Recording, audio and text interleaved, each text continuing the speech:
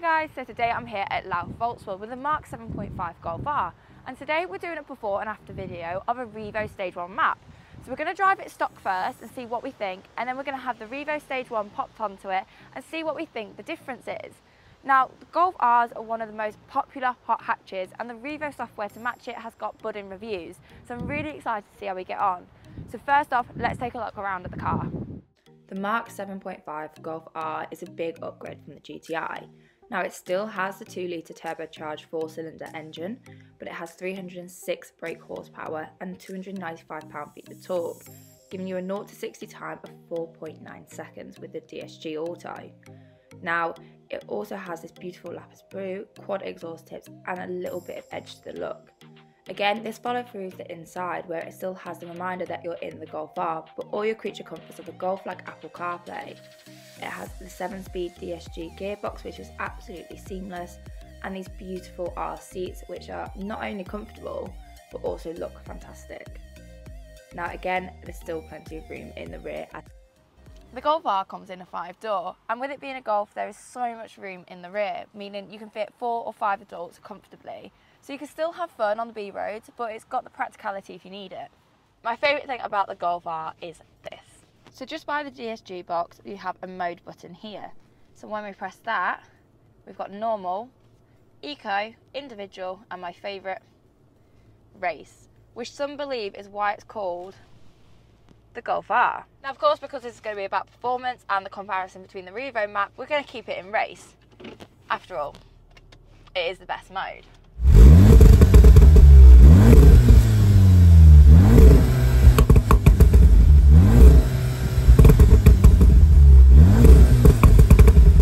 It is freezing today, so heated seats are a must. I feel like with the Golf hot hatch, you feel a bit more like an adult. I think you do see a wider range of people driving the Golf Rs compared to, say, GTSs, S3s. It tends to be a bit more of a younger demographic, but the Golf Rs just fit everyone. They are such a well put together car and an all-rounder that you can't imagine them being any better. So I'm quite excited for this afternoon to see actually how much can you improve one. Now, the one thing I love about the Golf is it's not flashy. It looks fantastic, don't get me wrong, but it doesn't look particularly that different to the standard Golf, the GTI. It kind of just looked a bit smarter. So you can drive it around normally, you're not having everyone staring at you, you're not worried about leaving it in the supermarket car park. But you've also got all that power under your foot, all that performance at your hands, and it will surprise people, and that's what I love about it. I love a car that's surprising. And just driving normally, it feels like a normal Golf with a little bit more oomph. But let's see what this performance can really give.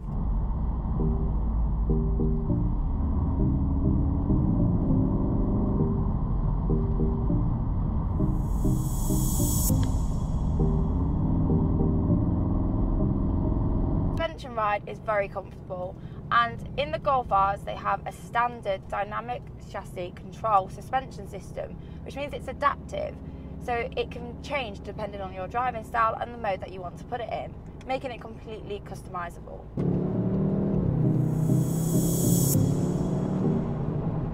The nice thing about hot hatches are you're not compromising on any of your creature comforts. They're usable, you've got a sat nav, you've got heated seats, which I love.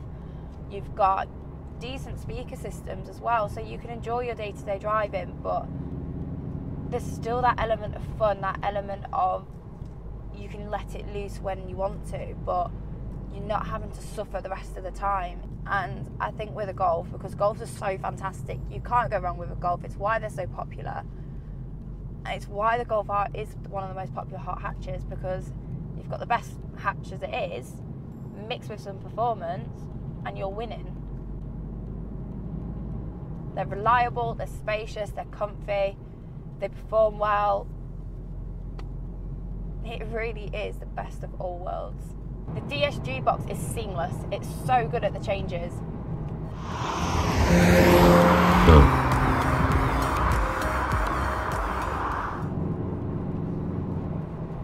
It feels so capable.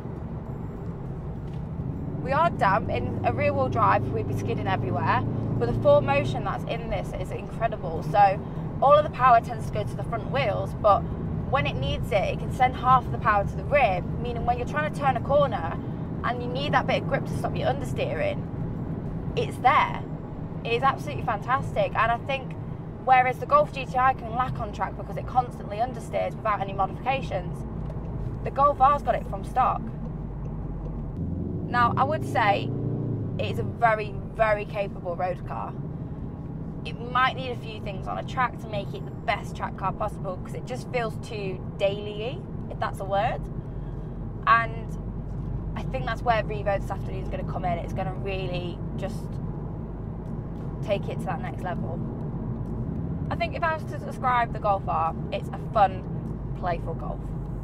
So what we'll do is we'll put a lap timer on. It has a drag mode, so we'll just see what the 0 to 60 is kind of sitting at. VW do state it's at 4.9, which is fantastic considering it's under 5 seconds. So we're going to see the difference. Let's give this a go.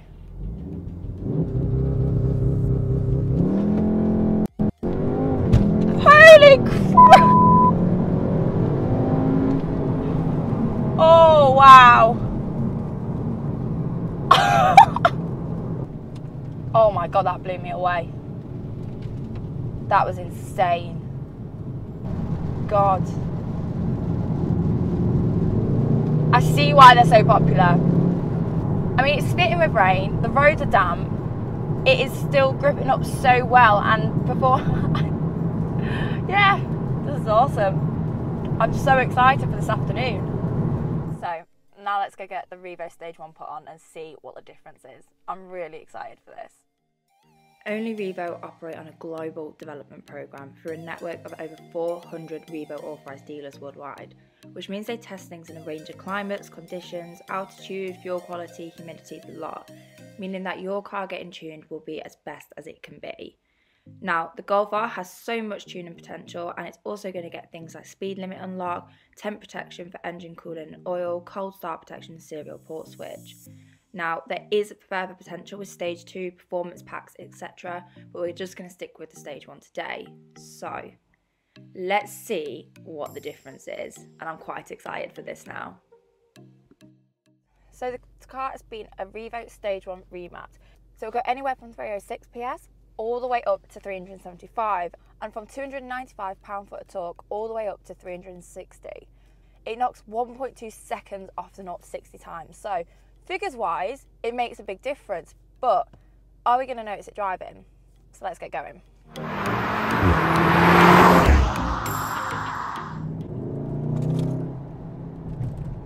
That's feisty. So I'm already noticing the throttle response, even gently, is a bit more responsive. Let's get up the dual carriageway and see what this power is all about. And it's typical, there's a lorry going right in front of me. Are you ready?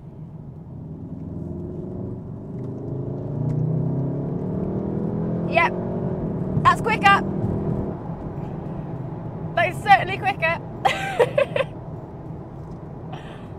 It's more aggressive. I think it's definitely made it a more, I'm trying to put it into words. Revo, you've left me speechless. Yeah, there's a bit more to it.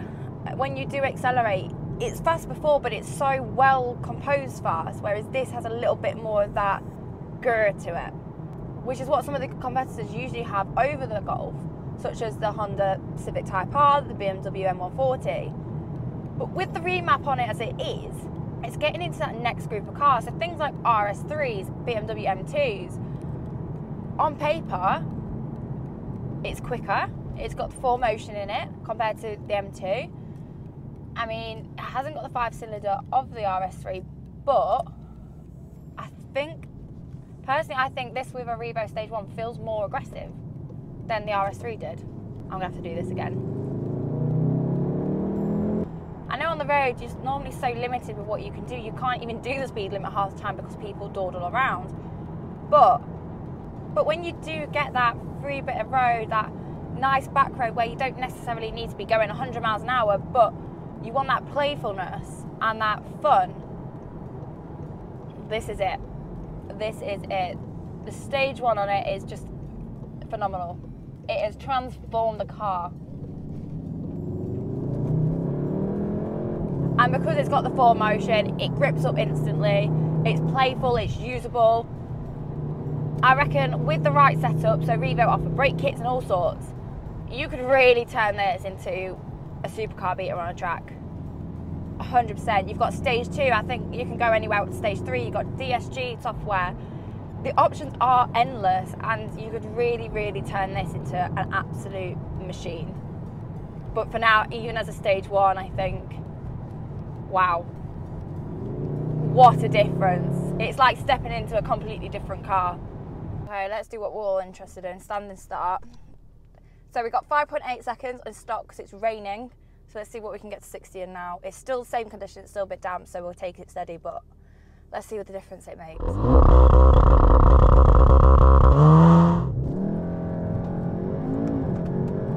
Big difference!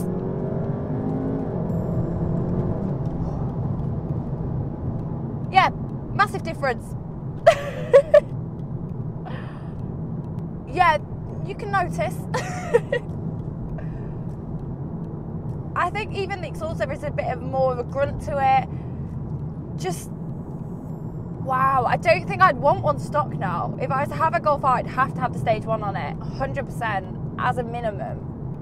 I think it makes it such a sleeper, and by well, not olden days, but the previous generation of supercars, it's a supercar beater. It's amazing, but you can drive it to Tesco's and go do your weekly shop. You could take it to the airport and fit all your luggage in the boot. But then when you want to take it to a track or have a bit of B-road fun, it's there. You don't need 2-car garage. You just need a Golf R with a Revo stage 1, maybe a stage 2 next time. So even though it's an engine software, there still feels so much more composure to the car. So you're turning in, your mid-corner grip, the precision of the steering, it all feels so much better and so much more put together. There's nothing wrong with it stock, it was still fantastic, but there's just something more about it now, something a bit more sort of, I keep using this sort of phrase, but it's a bit more aggressive, it's a bit more feisty, and I like that. I really like that in a car. It makes it more exciting, it makes it more fun, it makes it a bit more less boring.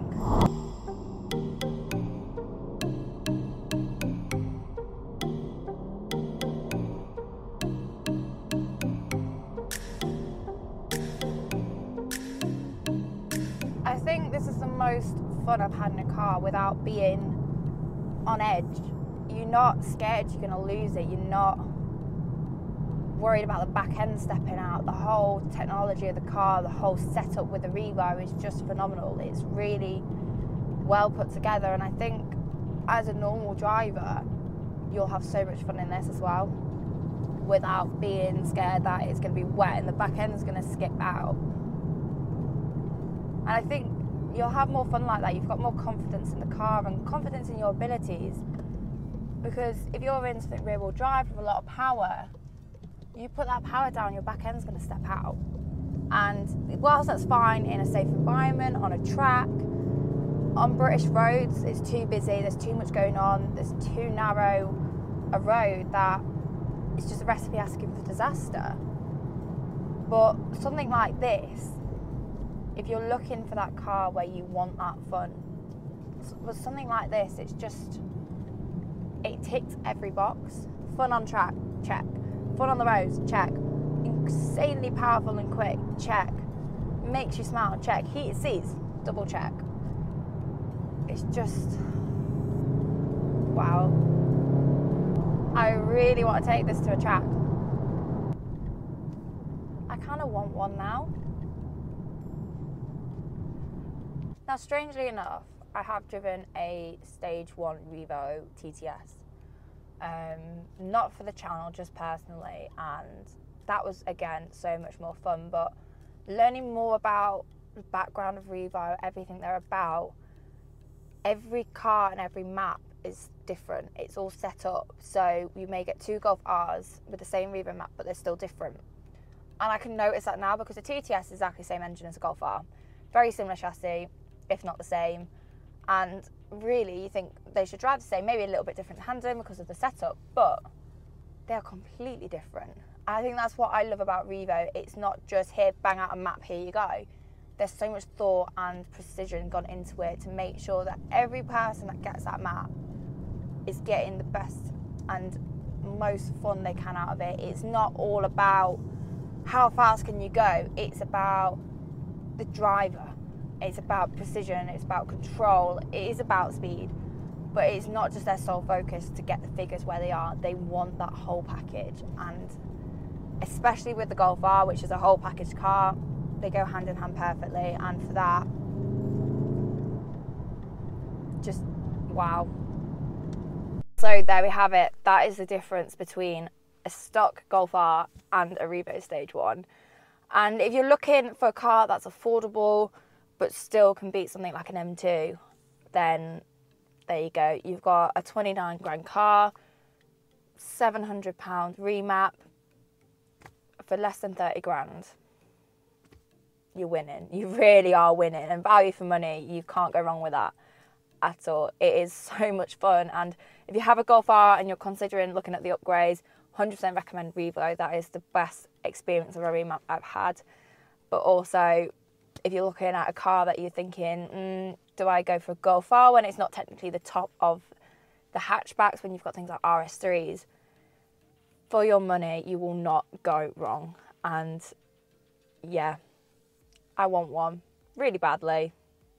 This is just it has blown me away. I thought it was so good stock, so getting into it with the remap has just been incredible. It is such an experience. So I just want to say a massive thank you to both Revo and Louth VolksWorld for inviting me down here today.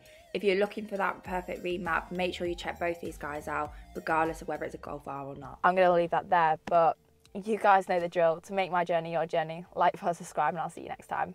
Bye!